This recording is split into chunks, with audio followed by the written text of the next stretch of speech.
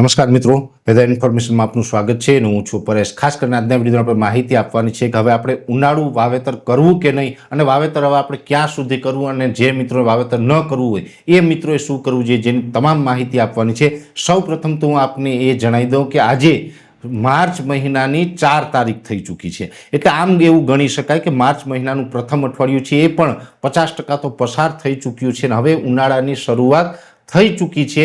આપણે જે ઉનાળુ વાવેતર કરવાનું હોય તો એનો સમય પણ પૂર્ણ થઈ ચૂક્યો છે. પછી હવે આપણે જો વાવેતર કરીએ તો લેટ વાવેતર હોય તો પછી આપણે પાછળથી પ્રી મોન્સૂન એક્ટિવિટીના ઝાપટામાં આપણું હાર્વેસ્ટિંગ ટાઈમે નુકસાન થઈ શકે છે. એટલે ખાસ કરીને હવે વાવેતર કરવાનો બહુ આગ્રહ ખેડૂતોએ ન રાખવો જોઈએ, આવું મારું વ્યક્તિગત માનવું છે. છતાં પણ કોઈ મિત્રોએ વાવેતર કરવું હોય તો હજી અડદ મગનું વાવેતર કરી શકાય 10 માર્ચ સુધી.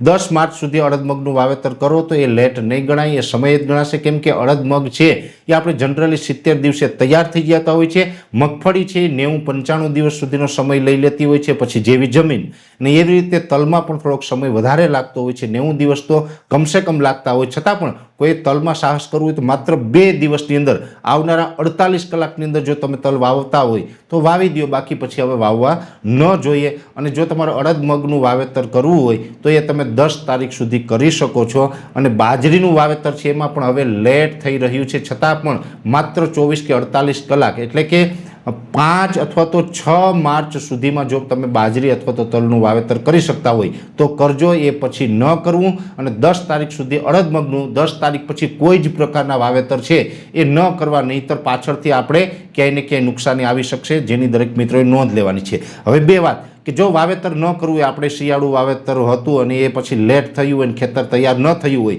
અને જો આપણે વાવેતર ન કરવું હોય તો બીજું આપણે એ કરવાનું છે કે કાં તો આપણે લીલો પડવાશ કરવો. લીલો પડવાશનું પણ આપણે એક વિડીયો મૂકેલો છે કે લીલા પડવાશની અંદર આપણે કઈ રીતે કરવું, એ વિડીયો પણ તમે જોઈ લેજો.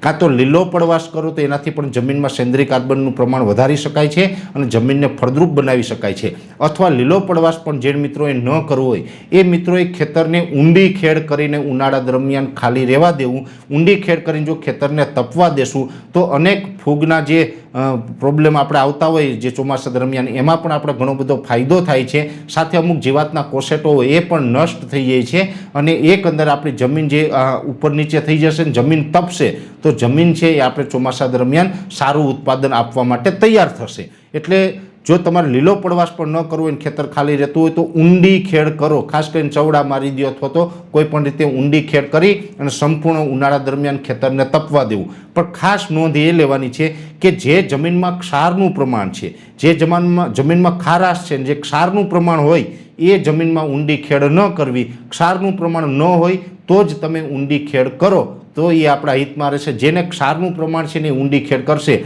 તો એ જમીનમાં પછી આવનારા સમયમાં ક્ષારનું પ્રમાણ ઓર વધારે વધી શકે છે.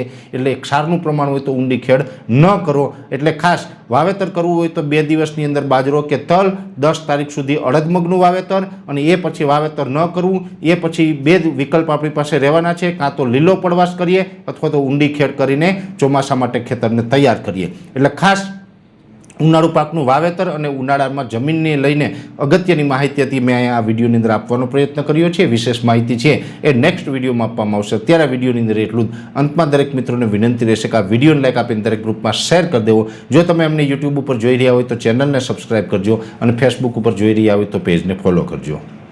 નમસ્કાર.